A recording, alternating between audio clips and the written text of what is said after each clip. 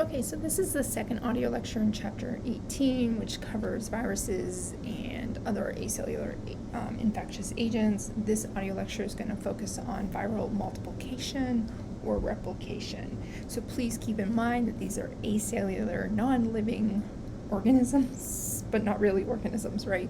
So little contradictions there.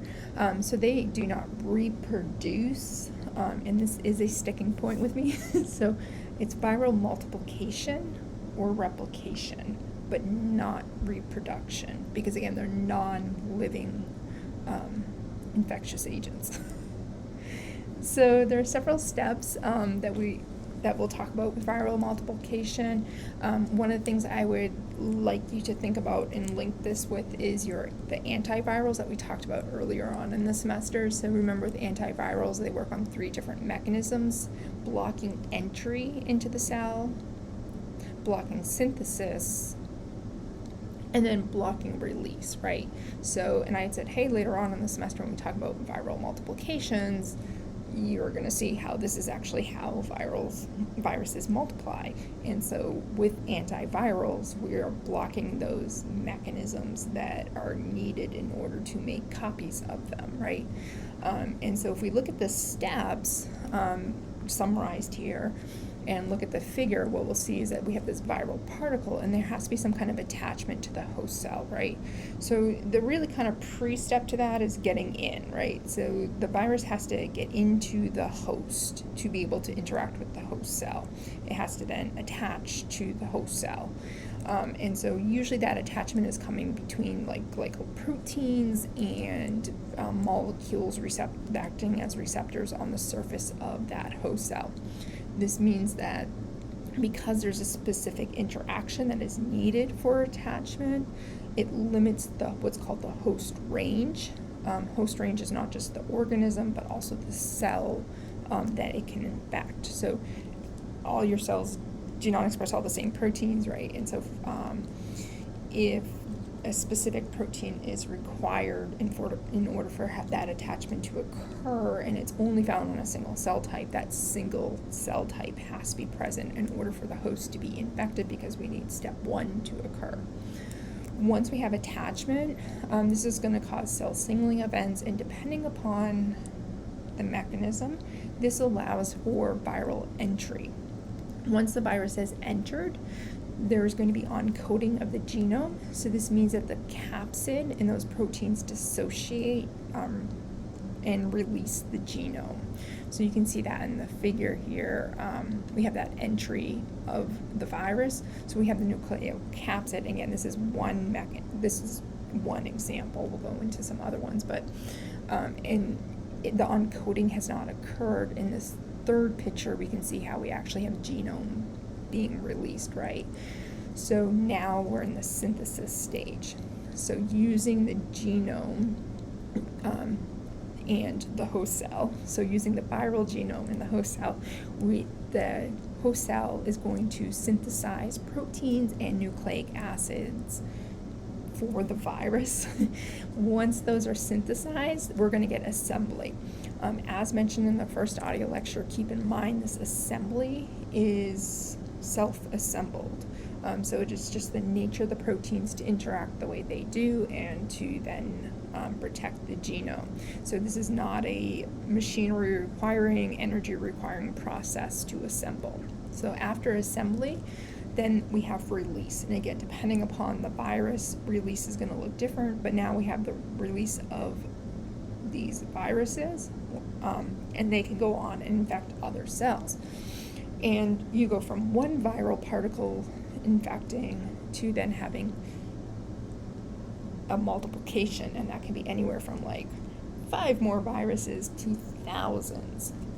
So each virus tends to have a certain number of viral particles that are needed to cause an infection, and then they also have a certain kind of rate of multiplication.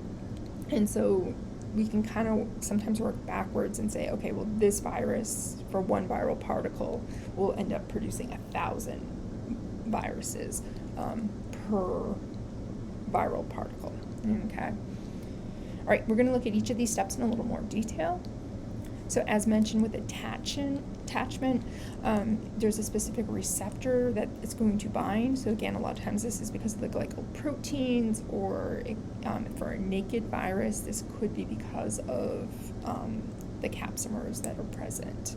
Okay, that interaction ends up determining the host preference, or what's known as the host range. So some viruses only infect specific tissues. This is known as a trophism. So I had mentioned in class, like Coxsackie virus has a trophism for the pancreas, and so it will specifically infect the pancreatic cells, more specifically beta cells, and that causes damage, and then has been proposed, and mechanisms have been shown to be one of the reasons why individuals might have the onset of type 1 diabetes. Because we are similar to other organisms, it's possible that the receptors shared between different organisms, and in that case we'd have more than one host. So we'll talk more about this in our third audio lecture when we look at influenza and some of the different organisms it infects. And then there can also be more than one receptor that the glycoprotein that's on the virus can end up binding. So again, that would expand the host range. Once we have attachment, then we have entry into the host, and this would be the whole entire genome that is entering, and in many cases, the nucleocapsid entering. It depends upon what type of virus, whether it's just the genome or whether it's the nucleocapsid that is entering. So again, this varies both between whether it's a naked or enveloped virus, and it also varies whether it's a bacteriophage or not. Okay, there's 3 general methods that allow for entry into the host. There's fusion of the viral envelope with the host membrane, and this allows the nucleocapsid then to enter. Okay, so in that case, the envelope being made up of membrane from the host that the virus came from usually is very similar to the host membrane of the host cell that it is now trying to infect, and those similarities allow for fusion of that. Sometimes those glycoproteins that are on the that are found outside of the envelope actually interact, and they act like snare proteins.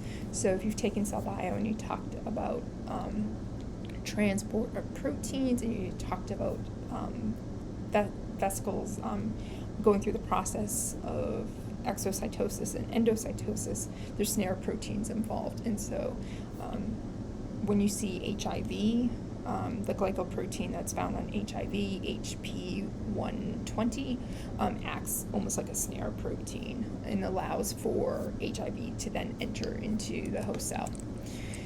For non-enveloped or naked viruses, a lot of times they'll use endocytosis. So when there is an attachment that actually signals almost for like phagocytosis, this engulfing of the material and bringing it in and putting it into a vesicle.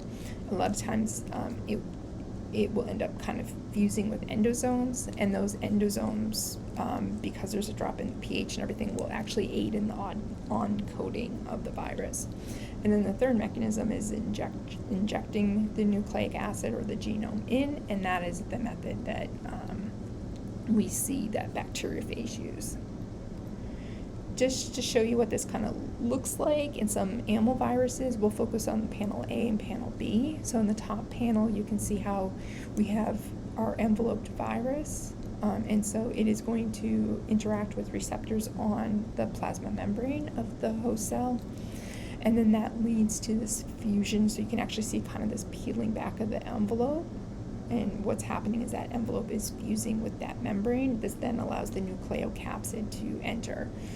That means that some of those, that membrane then gets integrated into the envelope from the virus, ends up getting integrated into the plasma membrane of that host cell. In panel B, we're looking at like the process with endocytosis. So here we can see how we have that attachment occurring, but now we actually have a vesicle being formed around it, and then that vesicle ends up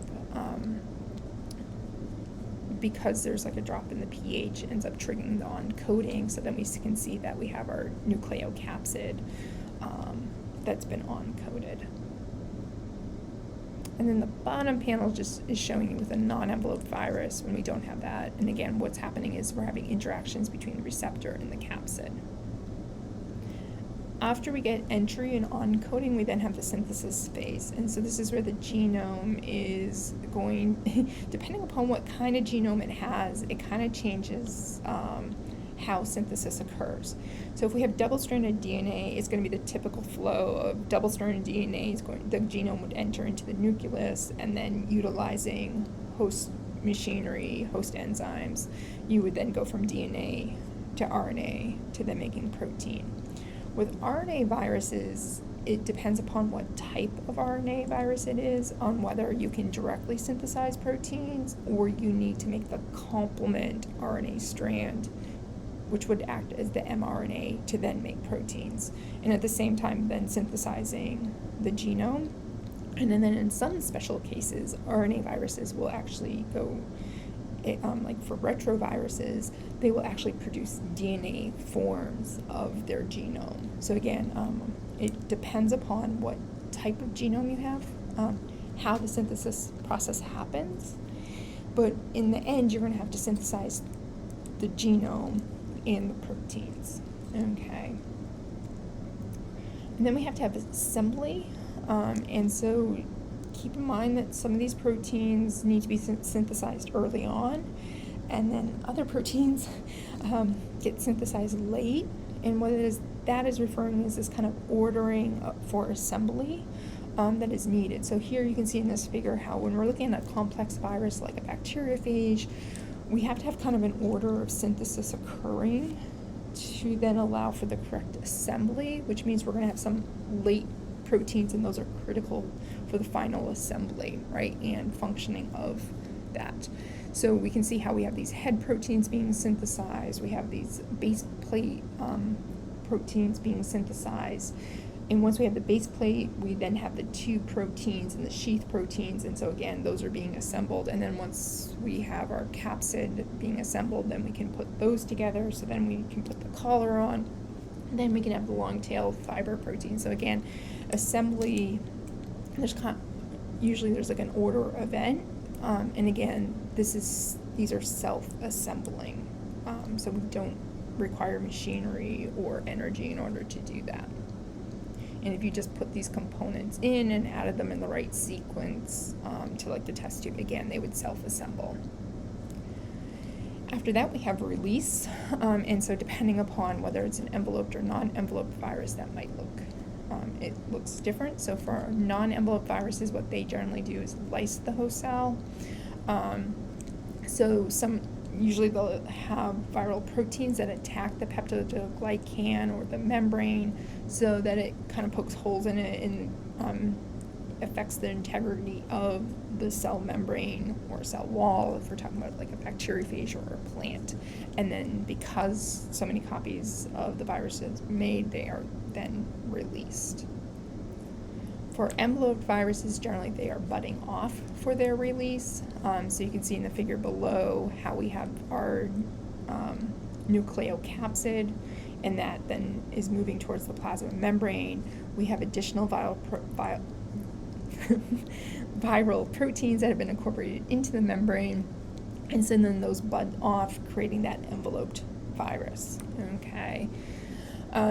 Do keep in mind that the envelope generally is derived from the plasma membrane, but it can also be derived from the Golgi ER or other, but would be similar process with like exocytosis occurring. Now, with viral infections, some viruses only have like a lytic stage where they're making copies, going through the stages of entry, uncoding, synthesis, assembly, release, and that release either is lysing the cell, or if we're talking about a envelope virus, because of the amount that's being replicated, the cell ends up being damaged and dying, right? So lytic is where the host cell is dying. So again, some viruses only have like a lytic stage. Other ones will also have a lysogenic stage. We can think of the lysogenic stage as kind of a dormant stage. So this is where the genome is inside. So the cells become infected with the virus. Genome's inside, but the genome is not being activated in that we are actually synthesizing proteins and making copies of that genome. So again, that's why it's we can think of this as a dormant stage. When there's some kind of stressor, something happens, this then can cause the virus to go from a lysogenic stage where there is no damage to the cell to now, or synthesis, to the lytic stage where we now have synthesis and then release of the virus, okay? And so obviously, if we think about these chronic viral infections like HIV, like herpes, we can recognize a person can be infected. They can be asymptomatic, right? And they may be asymptomatic and they're not actually shedding viral particles or viruses, but then there's some kind of event that then leads to where we actually have symptoms of that infection occurring. And that could be where there's like blisters occurring. And again, that would be recognized as the lytic stage. As we talked about in class, chicken pox would also be an example of where we have the active lytic stage with chicken pox, where the individual would have blisters on their skin, but then it goes into a lysogenic stage where there's no symptoms, but then as the person ages, it comes out of the lysogenic stage, and at this point now it's in the nerves, and then you can have shingles developing. So that's another example of a virus that has both a lytic and lysogenic stage. And again, we can think of the lysogenic stage as the dormant stage. The lytic stage is where it is synthesizing and being released. So as I mentioned, we can have effects, symptoms of an infection. So when we're looking at like eukaryotic cells, cells can end up dying through this, the lysis of the releasing of the virus. And so we can see the effects of that, again, symptoms of having that infection. If we look at it at a cellular level, we can also have cytopathic effects, or CPEs. So this is where the cell doesn't look normal, quote unquote normal. And so this is where the cell might have multiple nuclei because it's not dividing right, because again, it's focused on the synthesis of the virus. And in some cases, that can lead the virus, the cell, the eukaryotic cell, to transform to a cancer cell or a malignant cell.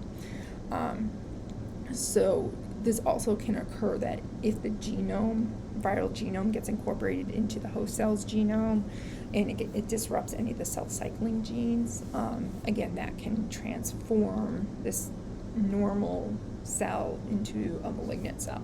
So it is important to keep in mind that not all viruses lead to cancer, and not all cancers are caused by viruses. Okay, so there are some vaccines that have been developed, like Gardasil, that targets HPV infections, that because we know certain HPV strains actually have a high association and lead to that transformation to malignant cells and lead to cervical cancer. And again, it's not that all cervical cancer is caused by HPV infections, but a good portion are. And so again, now it is common practice for young, usually it's before the age of 14, receiving a vaccine against HPV infection for both boys and girls, because boys can have HPV infections and then transmit that to girls, and then lead them to having cervical cancer later on. So there's a number of different ways that we can look at and study animal viruses. So again, we have to have the host cell in order to do this.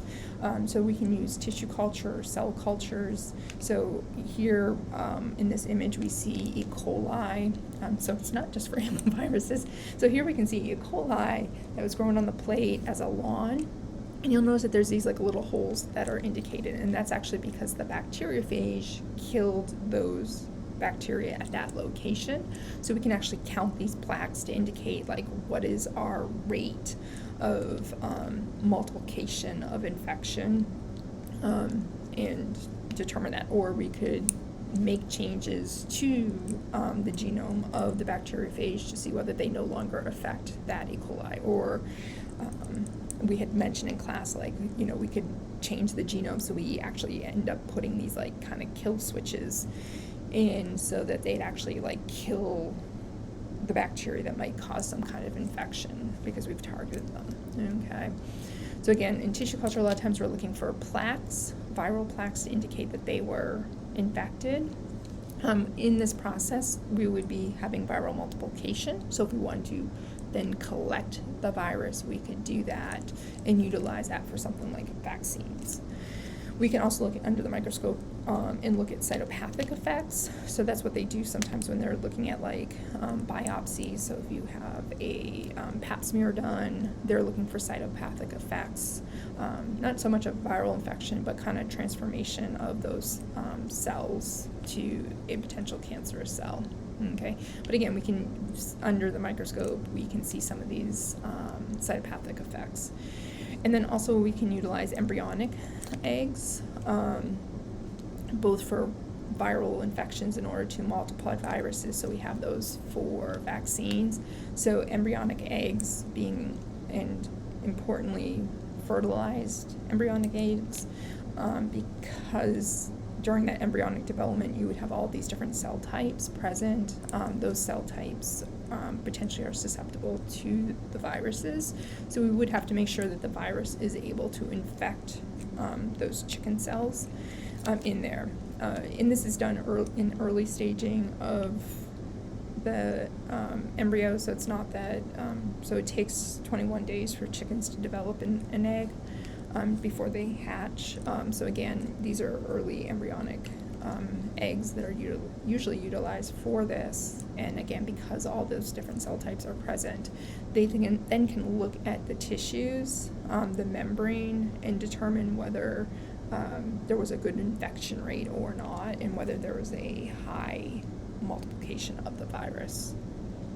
So obviously, like bacteria, we could count those underneath the microscope. Viruses, we can't count them individually underneath the microscope. So the plaques are the way that we look at how, as an indication of how many viruses there are. So obviously, if we're looking at other types of viruses, we would want to use different types of cultures. Like if we're looking at plant viruses, we would want to look at plant tissue cultures as our source, or we could even look at whole plants and then look for symptoms of that infection. So if you've ever been to the botanical gardens in Atlanta, you know that they're in the orchid house behind that, there's actually a whole area where they grow plants and different tissues. So botanists can screen to see whether they have a new variant of a plant, like a subspecies that is resistant to a certain type of virus and even a viroid, by doing some of those culturing methods.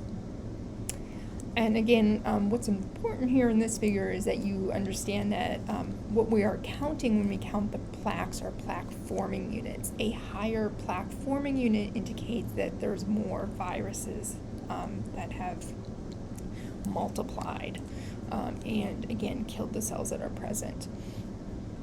And there are additional ways which we can quantify the viruses.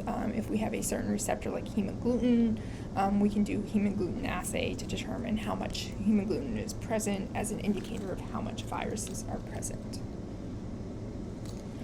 So, as always, if you have any questions on this, please do not hesitate to contact me to ask said questions. Again, this is the second audio lecture for Chapter 18. There will be a third audio lecture for this chapter.